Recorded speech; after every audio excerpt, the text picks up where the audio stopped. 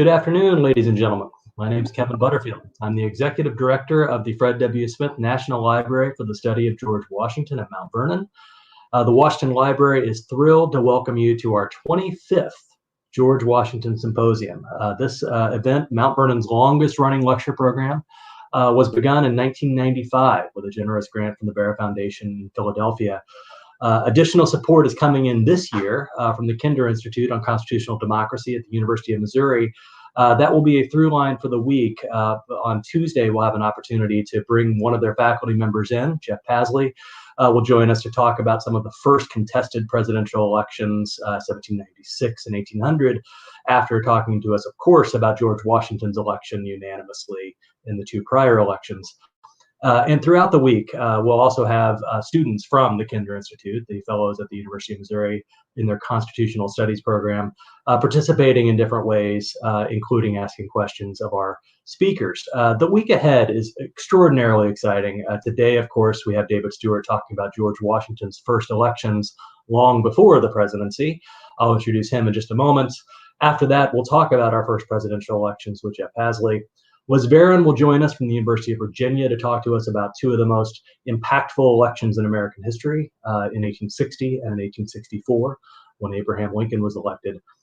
Donald Ritchie, the historian emeritus of the United States Senate, will join us to talk about the election of Franklin Delano Roosevelt in 1932, this remarkable showdown between Hoover, the incumbent at a time of national crisis, and an up-and-coming Franklin Roosevelt. And on Friday, speaking of up and coming, we'll have an opportunity to look at one of the most exciting elections of the mid-20th century with the election of an up-and-coming senator from Massachusetts, John F. Kennedy, who defeated Richard Nixon in the remarkable and extraordinarily modern-feeling election of 1960. It's going to be a great week. We're thrilled to have you here with us. Thank you for joining us. We have a huge number of registrants for this free event. Ordinarily, this is a ticketed event that we have on site at Mount Vernon, so we're thrilled to be able to reach a national audience, even international audience, and with that additional support from the Kinder Institute to be able to do this for free for all of you. Remarkable support from the Bear Foundation and the Kinder Institute that helped make this possible. But more immediately, I want to talk to you about today's conversation. David O. Stewart is going to join us to talk about his most recent work. He's a former trial and appellate lawyer who began writing books in his first work of history, The Summer of 1787, The Men Who Invented the Constitution, was a Washington Post bestseller and a remarkable read on the Constitutional Convention in that important summer in Philadelphia. He's written other works about Andrew Johnson, about Aaron Burr, and a book called Madison's Gift, 5 Partnerships That Built America. He's a remarkable historical thinker because he's also able to do something I can only scarcely fathom, that is to write historical fiction. Perhaps some of you have read some of his works on different moments in our history from a historical fiction perspective, including books like The Lincoln Deception, even a book called The Babe Ruth Deception, which is the one I'm most excited to read when I get a chance. But his most recent nonfiction work is coming out early next year in February of 2021. This book, George Washington, The Political Rise of America's Founding Father, is a great opportunity for us to dive into the early political experiences of George Washington. Let's welcome David Stewart to the conversation. David, thank you for joining us. Thanks so much for having me. It's a pleasure. Well, we had this idea to make the fall symposium this year oriented around elections that have shaped the American presidency. And what's interesting is that some of the elections we can talk about that shaped the American presidency come long before the creation of the presidency, because some of these early political experiences of George Washington's helped to shape the man that he was, who of course shaped the presidency. Very much, and the thesis of my book is that he really was very much a political figure, and he wasn't just a general who happened to run for office, and he intended to be a political figure, and he learned how to be a political figure. Well, let's dive in. I want to walk through the chronology of Washington's early political experiences, all the way up through the beginning of the Revolution, and perhaps we'll take a brief moment to talk about the presidency. But I wonder if you could help situate this in time for us. Washington is of course, he makes his mark in world history and not just national history with the French and Indian War, or the 7 Years' War. In these early moments when he's first becoming a military figure in the 1750s, do you think he's already thinking about perhaps holding political office someday down the road? Absolutely. He came from he was surrounded by political animals. His great-grandfather served in the House of Burgesses in Virginia. His two elder half-brothers served in the House of Burgesses. The most important brother of his, Lawrence, who was 14 years older, ran for the House of Burgesses when George was 12 and was elected. He ran again in 1748, George is 16, and interestingly, and you're showing it up there, George saved the tally sheet from that election, perhaps as a memento, but perhaps also because he thought he might be running for that seat again himself. And the Fairfaxes, who lived right next door and were a terrific influence on him in his life, at the Belvoir Mansion, Colonel William Fairfax was on the Executive Council. George William Fairfax, a contemporary of Washington's and his friend through life, served on the House of Burgesses, ultimately on the Executive Council. He hung out with politicians as a young man, and that was his focus, as well as military. I don't mean to wash that away, but he's getting ready to join the Braddock expedition against Fort Duquesne in 1755, and he asks his younger brother Jack to nose around in Fairfax County and see if there might be support for him to run for the House of Burgesses. He's only 23. He's head of the Virginia, he's not in the Virginia Regiment yet, excuse me, but he is, a military character, but he's looking for a career. Now, it turns out George William Fairfax is going to run that year, and George will never run against George William Fairfax. That's just not something he's going to do. But his name does go up in 1755 out in Frederick County, which is sort of the frontier then. It's Winchester and much of the Shenandoah Valley. We're not quite clear how that happened. George never took credit for it. He didn't campaign. He actually stayed in Fairfax and campaigned for his friend. But he didn't win. So that's another reason why nobody wanted, failure as an orphan. But there's no question that politics was on his mind from a very early age and was a focus. Let's take a brief moment to describe the House of Burgesses for anyone out there who maybe isn't familiar with colonial Virginia politics. What is it that he's running for? Are these genuine elections? Would they feel familiar to us in any way? Talk to us a little bit about the political landscape in 18th century Virginia.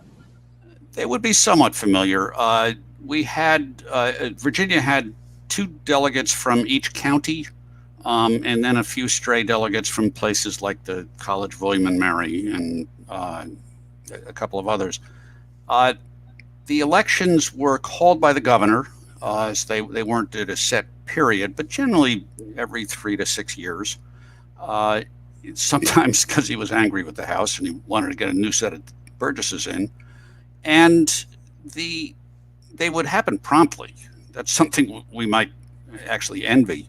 The governor would call the elections and they had to be held within 30 days. And the call would go out to each sheriff of the county, and the sheriff would pick the date, almost always the market day or the court day, for the county seat. The elections were in person at the county seat, and you voted out loud, which is very different from what we have today. He would convene the voters. It's interesting, the eligibility was not as narrow as we think of it.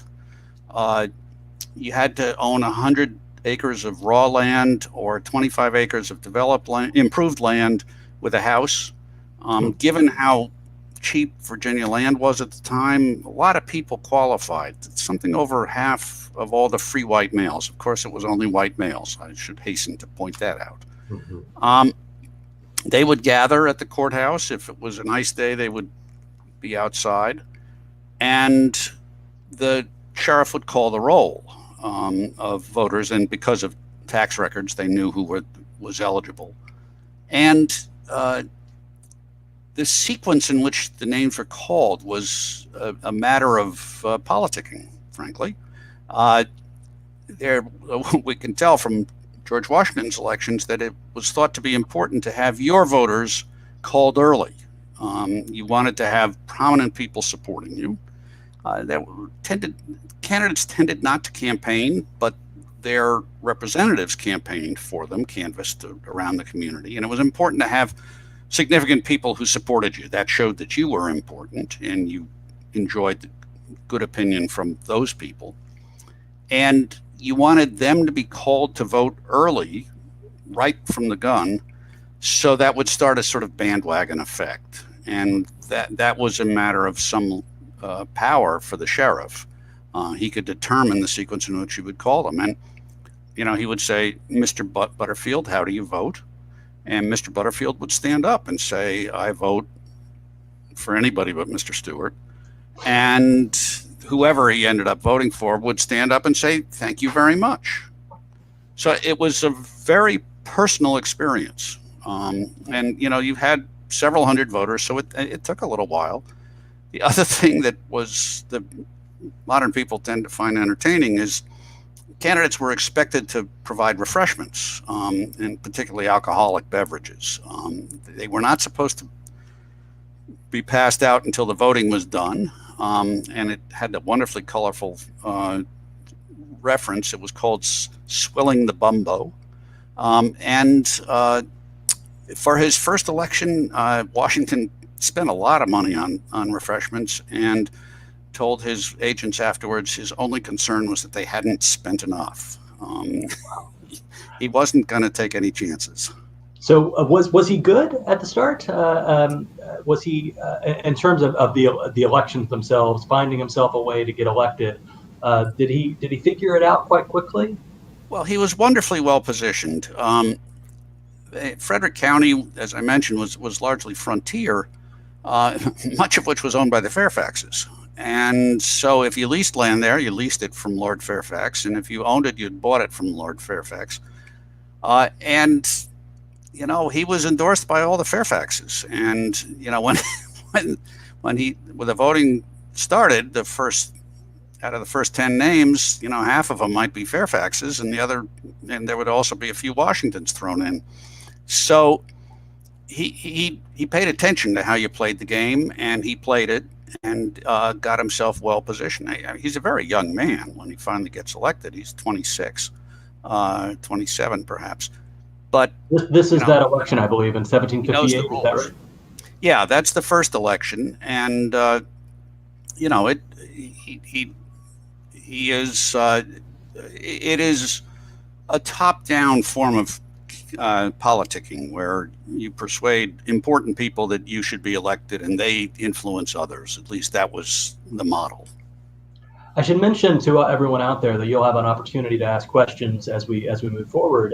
You can be entering them into the chat function that you see in front of you in one way or another, and we can come to those questions about halfway through our time together, so in about 15 or 20 minutes. So please be thinking about things that you want to know more about. I'm curious, David, you in your manuscript that I've had a chance to see, which again is coming out in February, you tell us a story about a guy named Adam Stephen who served with George Washington in the 7 Years' War. And while we're talking about him, maybe we can put up this great image that we have of George Washington in that time, the first portrait ever painted of him from 1772. But tell me a little bit about this Adam Stephen fellow. I know we don't have a portrait of him, so we can't know what he looked like. But what was going on between these two men? Well, it's an interesting relationship and somewhat, I think, reported over time. Stephen was his second in command in the Virginia Regiment for several years. They were close. They wrote letters to each other that show some intimacy. They were friends, and obviously Washington relied on him. And when Washington left the Virginia Regiment, when he married Martha Custis and is elected to the House of Burgesses, and he goes to serve there, Stephen succeeds him as colonel of the Virginia Regiment. It starts to go south then. Stephen develops a somewhat juicy reputation for self-dealing and corruption, and Washington obviously revises his previous good opinion of Stephen and has a negative opinion, which is amplified in 1761 when Stephen announces he's going to run against Washington for a seat in the House of Burgesses. So they are not friends by 1761. Stephen does a couple of, by those standards, unconventional things. He actually campaigns personally, and he, rides around Frederick County making campaign promises, which was something candidates didn't really do. So Washington responded. He didn't just sit there and hope everything would work well for him. He went and campaigned himself, and we have records. He went to taverns. He went to churchyards before and after services. Traditionally, in Virginia, the community would gather and chat, and there was a lot of politicking that would go on, and Washington did that. He went to a wedding in order to campaign there. He stopped in, I think I may have mentioned, at taverns, and he brought in two of his brothers to canvass on his behalf. He paid their way, and he did all of that is sort of within the realm. He did this one thing that it makes us a little less comfortable. He wrote a letter to the sheriff who would be running the election, and he brought to the sheriff's attention the fact that Stephen had written something nasty about the sheriff. Okay, that's all right. But then he says, it would be an advantage to me were you to hurry in at first my voters. So he's actually asking the sheriff to put a thumb on the scale and to play the game. Now, perhaps Washington's only misstep in this was confiding it to writing. I have to believe that these conversations happened in Virginia and in many counties. But it did, and he left evidence of it. And sure enough, it worked. The sheriff, when he called the roll in 1761, 13 of the first 14 voters voted for Washington. He buried Stephen, beat him almost 2-1. And they continued to have sort of a rocky relationship thereafter. It was not good to get on George Washington's bad side. Stephen generally came out on the short end. Well, this is already a lot here that shows a political savviness and a bit of an ambition. Clearly, I think everyone that's coming with George Washington accepts that ambition as a part of his character. But I wonder if we could take a big step back as we start to enter into what we now can see in hindsight as the revolutionary momentum of the mid-1760s and thereafter. When you look at Washington in the Burgesses, in the actual political events that happened within the Capitol building there in Williamsburg, what does Washington take away from this? Is there anything that you've been able to glean from Washington's political experiences in the room, in the chambers, that might have helped shape his political life thereafter? Sure. I mean, he realized, and he knew before he got there, that he was no orator. He was always shy about his very limited formal education. He wasn't going to go debate Patrick Henry and Richard Henry Lee on theories of government, and he never did in his whole career. But he figured out, and you can see he rises in the Burgesses very gradually at first. He's not an important member for several years. He's not the most diligent member for several years, but when things start getting contentious with Britain, he emerges more and more. And what he's clearly picking up is gifts he showed through his life, which were the ability to read people, the ability to really listen, and an almost preternatural talent for inspiring trust. And he does this in quiet ways. I was very struck when I got into this book, the number of his contemporaries who described him as affable. We tend to think of this stern fellow who, won the war and then was our first president and looked like his teeth hurt all the time. And in fact, he was good company, and he was kind of fun. He also though, he had a couple of qualities which John Adams was a great observer of people, and he had two observations about Washington, which I think you can trace to this period. One was that Washington had the gift of silence. He didn't give away what he was thinking, and he did find out what you were thinking. And if you're a politician, that's a terrific advantage. The other thing was Adams called him the best actor we have ever had as president. He understood performance. He was meticulous about his appearance.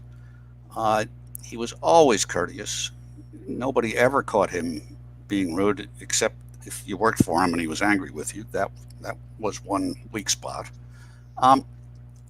But within his political sphere, he was extremely effective that way. So I think those two abilities, his ability to inspire trust and to perform in a way that people admired, combined with his ability to gather information about where other people were, gave him a talent for reading the times, reading what attitudes really were and what policies would work, what actions were needed. That's extraordinarily interesting, and I think there's an important element here. It's almost inexplicable until you start looking at this prehistory before 1775 to understand how it was that this man was given the role that he was given in 1775 as commander-in-chief. So you're helping to fill in some of the story that leads to that. And it sounds like Washington played a role in shaping the possibilities that he had in front of him by becoming that man. But let's describe. I was just struck. He was in the House of Burgesses for 16 years. He led the Continental Army for 8. Yeah, he spent a lot more time as a politician than he did as a military leader. So sorry. Yeah. Well, let's go into 1765. The trajectory that leads us to 1776 is beginning, at least as we can see it in hindsight. I wonder if you could talk to us about George Washington in these early moments before the Revolution becomes what it becomes, but as the tension with Great Britain grows in the 1760s in particular. George Washington, is he a part of this struggle from the start? What is his connection with the revolutionary movement? There's sort of 3 crisis points with the Stamp Act and then the Townshend Acts. Stamp Act 1765, the Townshend Act 1768 or so, and then the Intolerable Acts, what the colonists called them, in 1773. He kind of misses the first chapter. He's not very engaged in it. He's worrying about his investments. He's trying to buy land out west.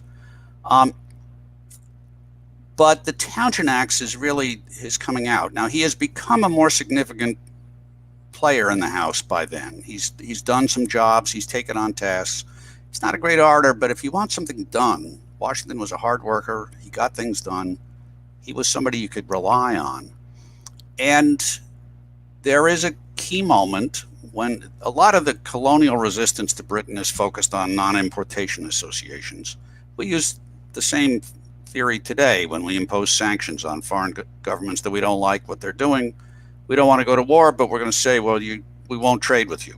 You're going to suffer that way. And the colonists were big fans of this. When the Townshend Acts come through, and it's a set of taxes that the colonists don't like, that's, again, the first sort of line of defense that the colonists, or first weapon the colonists reach for. And Washington, when he learns about the Townshend Acts and the situation, reaches out immediately to his neighbor, George Mason, and enlists him in an effort to create a non-importation association in Virginia. And they form a partnership which lasts for a few years, where essentially Mason is the guy with the pen and Washington is, forgive the phrase, but the front man. Mason didn't much care to leave home very often, and he had some ill health through his life, and he just wasn't a get out and press the flesh guy. So they were a good partnership that way, and Washington used talented people like that through his career. James Madison, Alexander Hamilton. He respected people who were good with pen and paper. And he was modest about his own talents on that.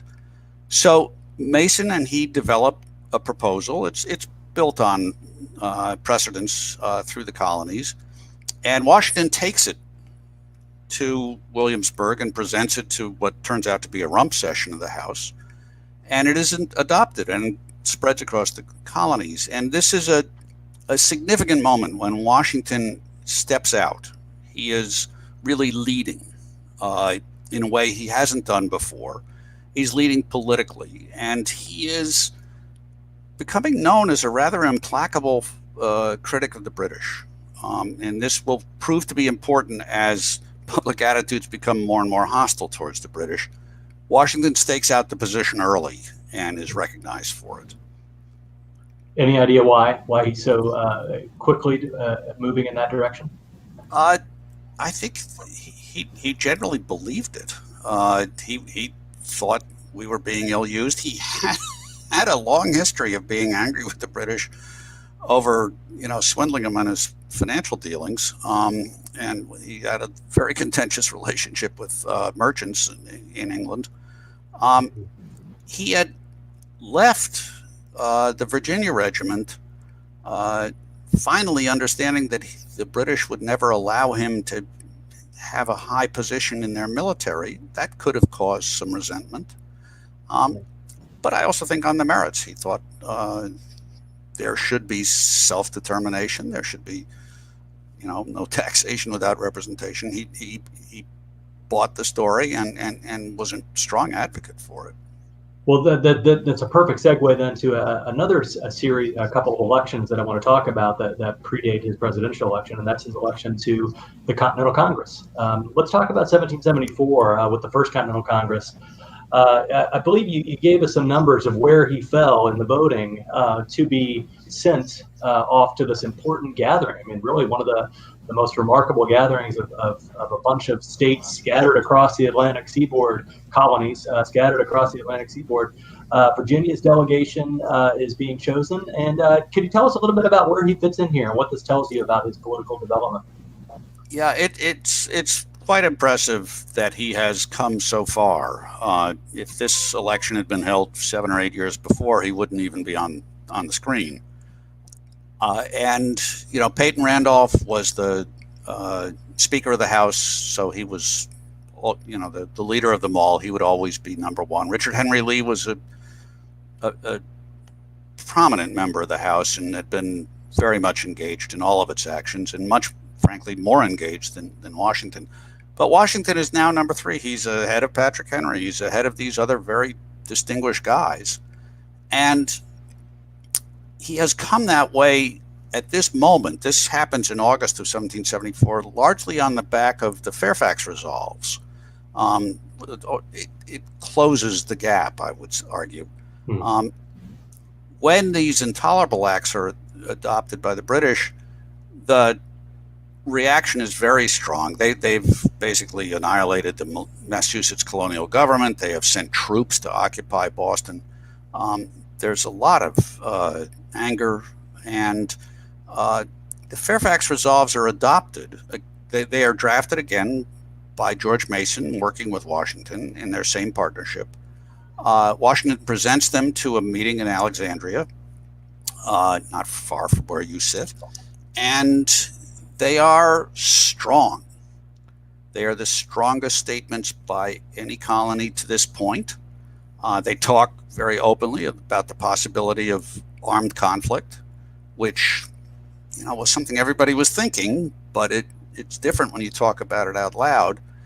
And because of the way they were done, Washington presents them to the public meeting where he is the presiding officer. He presided at all of Fairfax County's public meetings in this very contentious era. And so it goes out into all the newspapers through the colonies as the resolves of Fairfax County, G. Washington presiding. He's right at the top of every newspaper column. So it's a great boost to his prominence, his significance. And he brings them to the Richmond Convention. It's the first time they meet in Richmond. And they are a sensation there. And those are a very important step in his emergence as a leader to be reckoned with in the revolutionary movement. He turns up in Philadelphia in this first Continental Congress. How is he received? Does he have immediate impact in this first gathering of the Continental Congress? It's a wonderful moment. He describes himself at that first Continental Congress as principally a witness. They have two major committees, and he's not on either of them.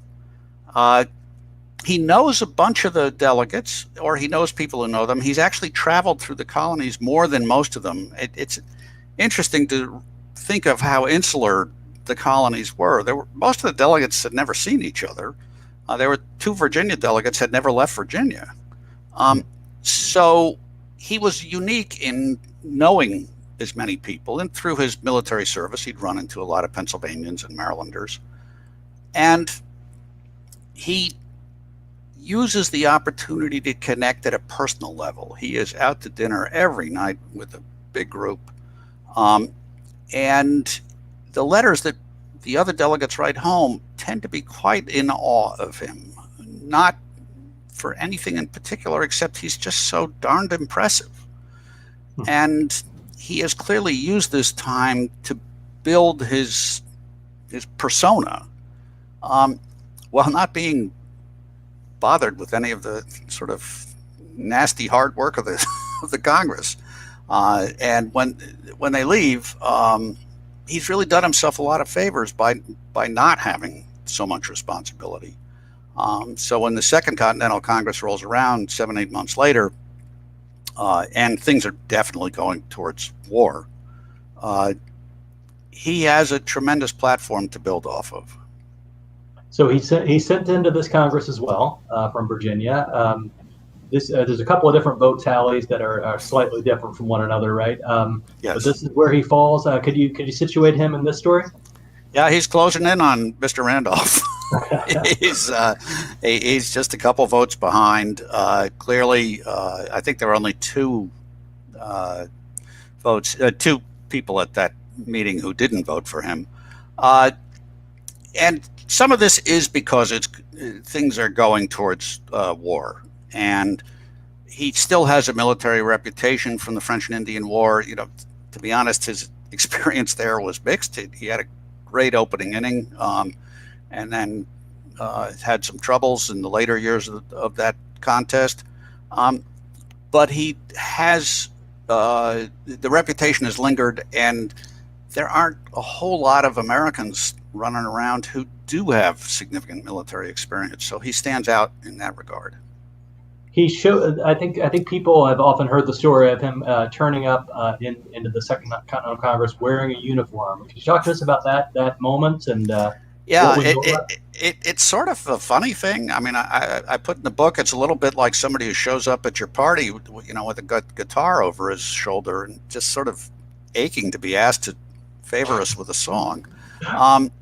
And what was interesting to me is, you know, the other delegates there who wrote home very candid letters and, you know, not all positive about people. They never said, you know, there's this weird guy wearing a uniform everywhere, which you might expect them to find out to lunch. But I think they found it reassuring. This is his sense of the moment. And again, this is a political sense. I think showing up in a military uniform, and he was wearing the Virginia Regiment's old uniform, you know, he might, if he had a team of advisors, some of them might have said, you know, George, that's not a great idea. You could end up looking like a goof.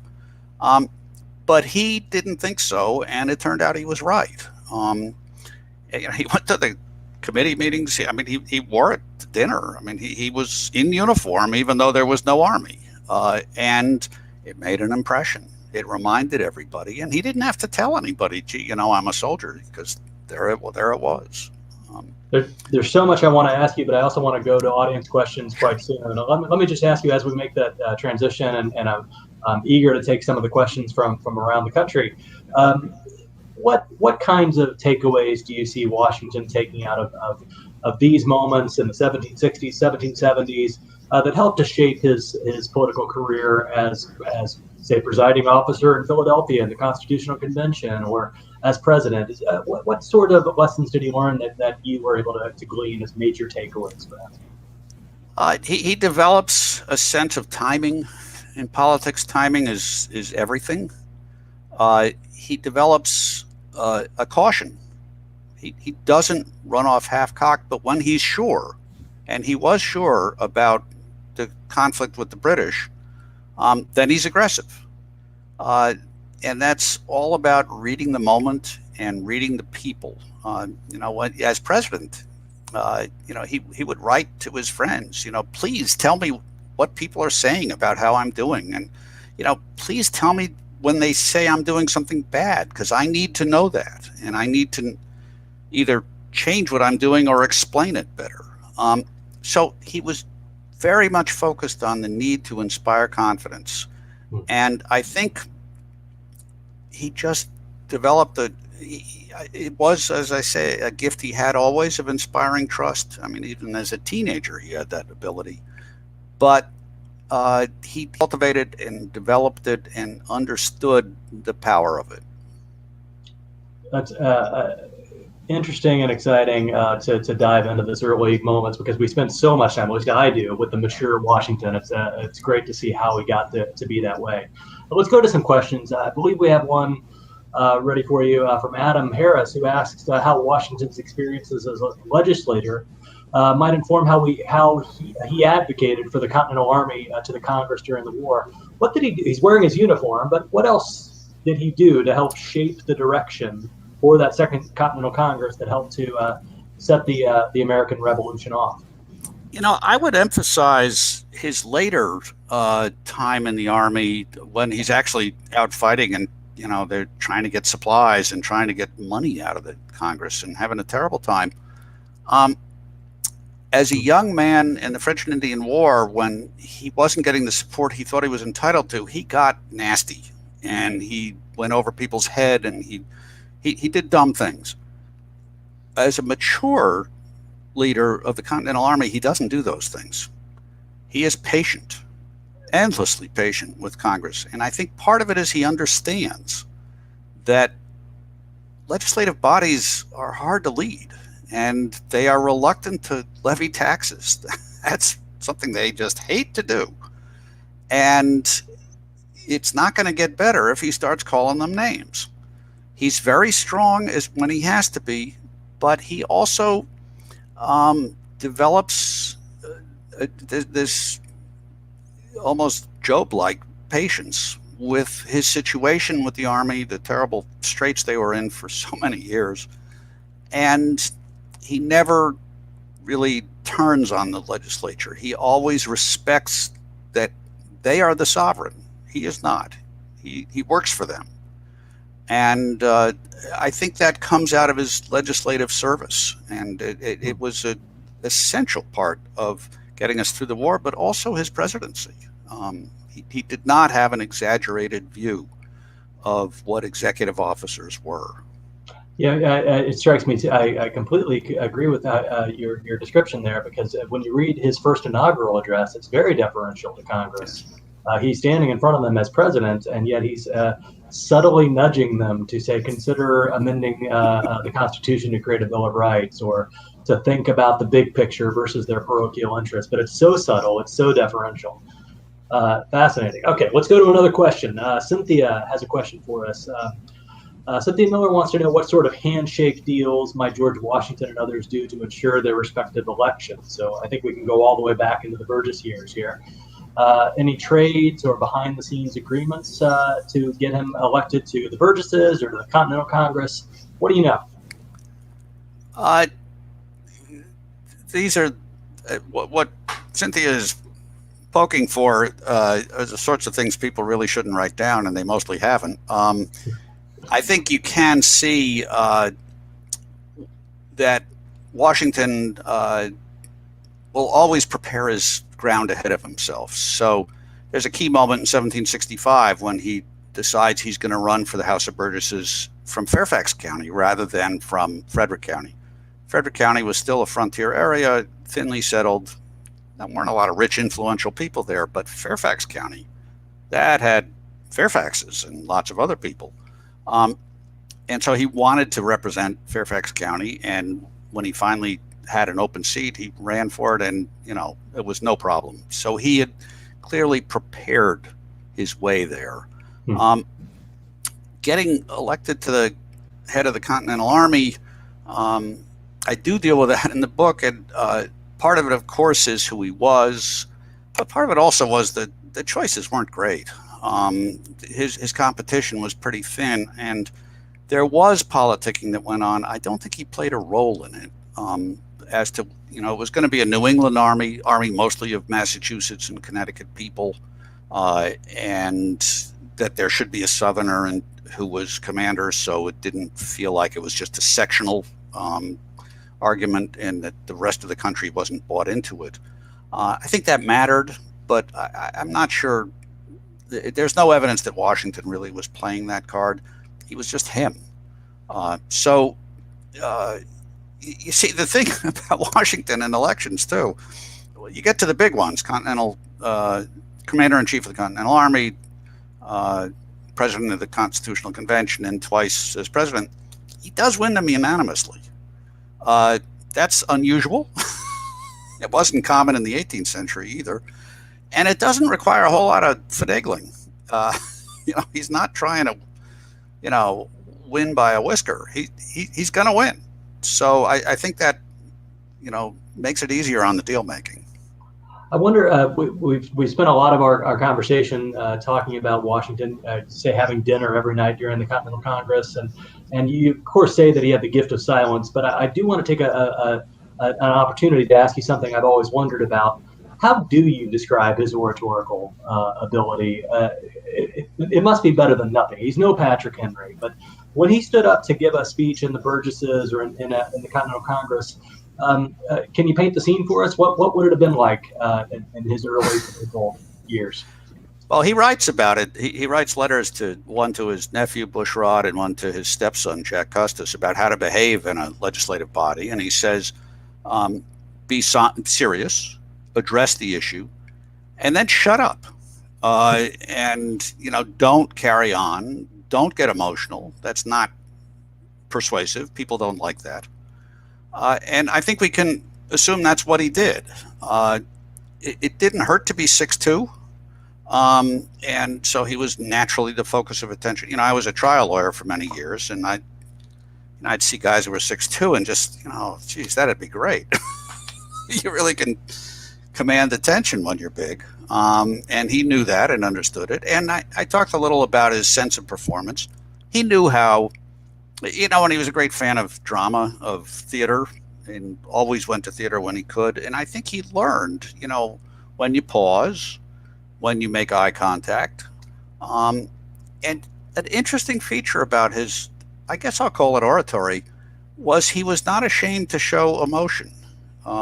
We have at least a couple of episodes where he weeps in public. And, this is the big tough guy who won the war, but he connects with people. There's a genuineness he is able to put across better perhaps than somebody who is spouting fiery language. And that doesn't just happen. I think that's something he figured out and knew how to do. You may be already answering our next question from the audience. Maria has a question about his time in this First Continental Congress, but you can expand it to wherever you'd like. You say everyone found it to be so impressive. Can you put your finger on what was impressive? You mentioned 6'2", and you mentioned a deliberate sort of crafting of a persona that Washington was very deliberate. But can you expand?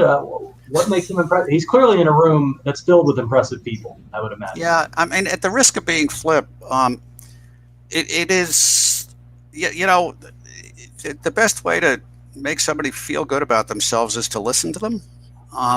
And so, he must be smart if he's listening to me, is, I think, a pretty universal reaction. And so he listened to other people and he gave them a chance to talk. And he comes across, I think, always as thoughtful.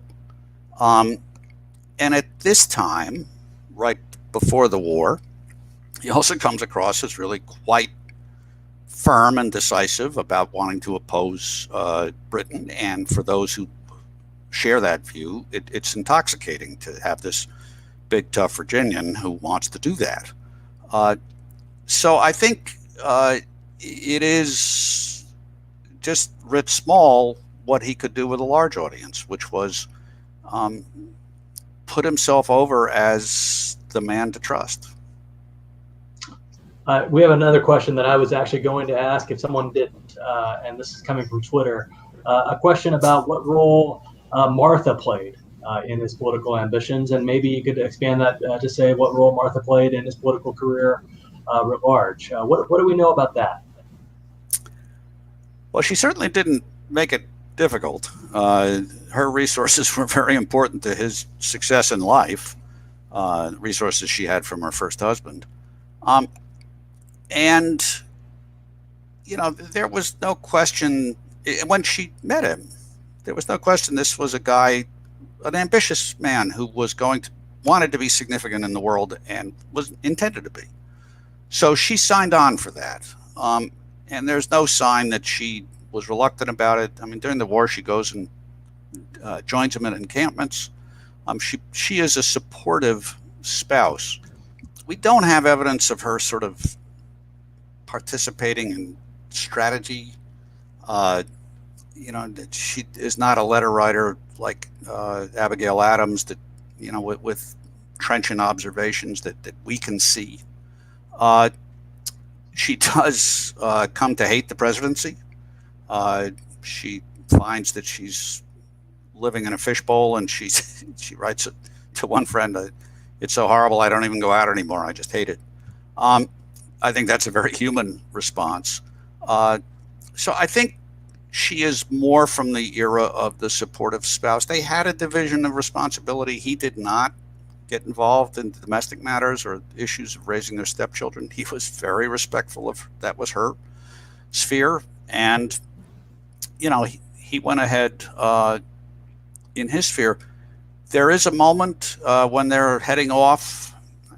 God help me, I can't remember. I think it's the Second Continental Congress, and there are a couple of other delegates at Mount Vernon, and they're about to leave for Philadelphia. And Martha says, and I'm going to butcher this, so this is a paraphrase, something like, "Be strong, I know George will." So she was behind him. Let's go to another question from Robin, who has a question about his British military experiences and how it might have played into what came next. Robin's question, which should pop up here in a second, David, was about was he dismissed out of the British military in the 1750s? Was there any kind of chip on his shoulder based on his military experiences in the French and Indian War? What can you tell us about that experience and how it might have shaped the revolutionary stuff that we talked about a little bit ago? Sure. It's all fascinating to me anyway, and students of Washington, I think, because there are formative experiences. One is he sees that the British Army actually get slaughtered in battle against the Indians principally, but also some French, certainly in the Braddock expedition. And then there are two battles during the Forbes expedition, which does take Fort Duquesne, where they come out on the short end every time. So the mystique of the British military is gone. He doesn't have that. I do think he might well have pursued a career with the British Army had it been possible. They had a very low view of colonials like him, and there was no real route for him to do it. And in his final year, which is the Forbes expedition, he really makes no effort to ingratiate himself with the British military command. Forbes and his number two, a Swiss colonel, whom everybody else liked, Washington manages to tick them off repeatedly. He uses his old trick of going around the chain of command, which is never received well. And he kind of fouls his own nest. And my reading of it is he doesn't care. I mean, at that point, it's over for him. He's not going to do it. I think before then he thought it might be possible. He actually had a good relationship with Braddock, and he wanted to. That was the only time he technically was under British command, was when he was on Braddock's staff. But it just was not working out, and he was not a guy who hung around if it wasn't working out. That's important steps that led to the Washington that we've come to know. We've got time for two more questions, David. I've been enjoying the heck out of this, and thank you so much for being with us today.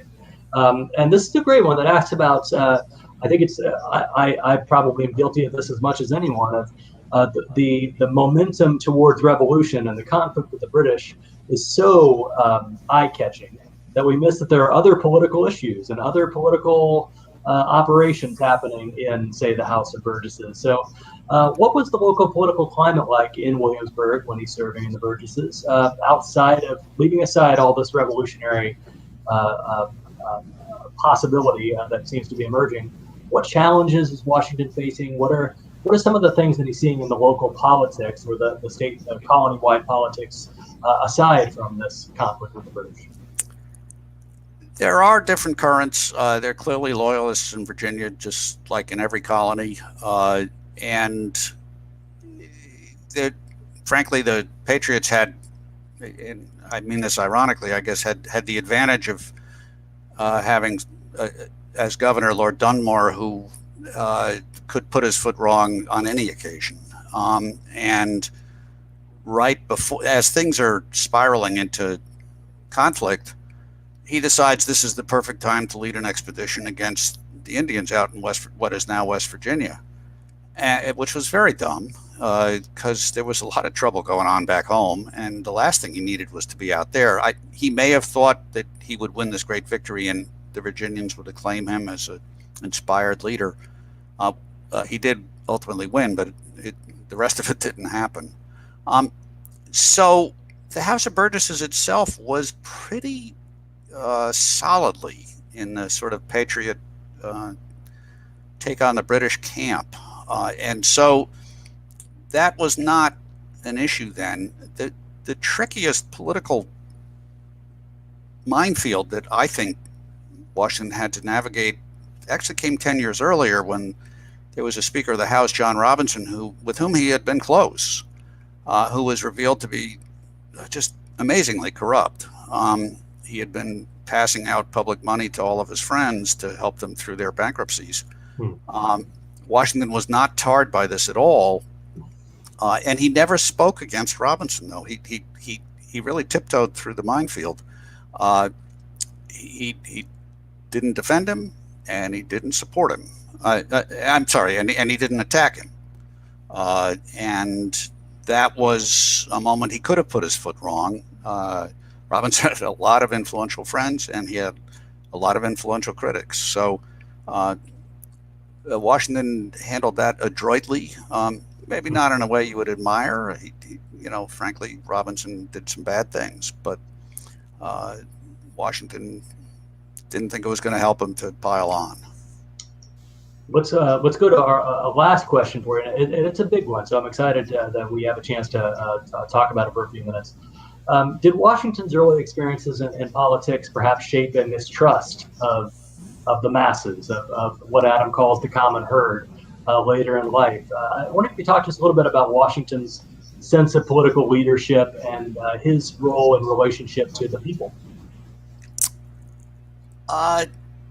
It's a great question, and he always made a point of reaching out to people and the common herd. In his first 2 years as president, he made it a point to visit every state in the Union, including several he had never been to.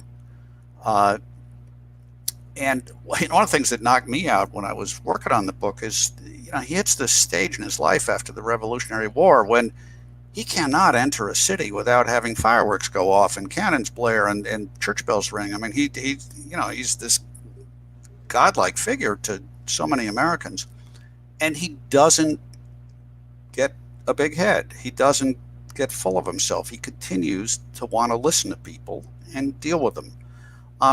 He was always, and I think this is an 18th century thing, mistrustful of the mob.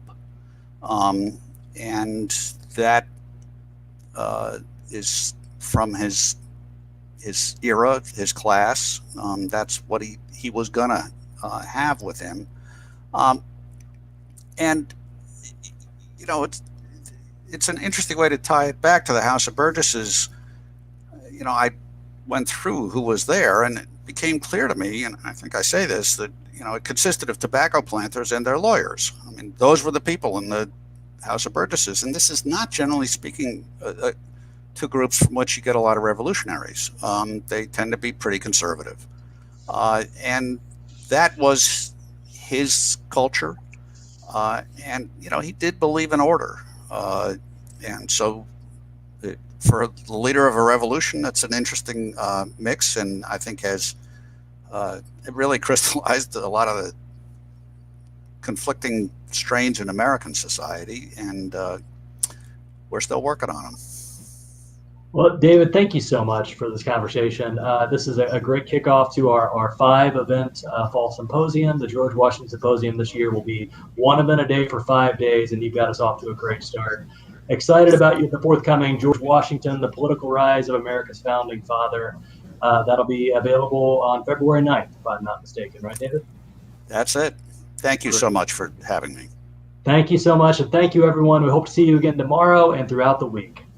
We have a great lineup for you. Excited to continue talking about elections that have shaped the American presidency. Take care. Have a great afternoon.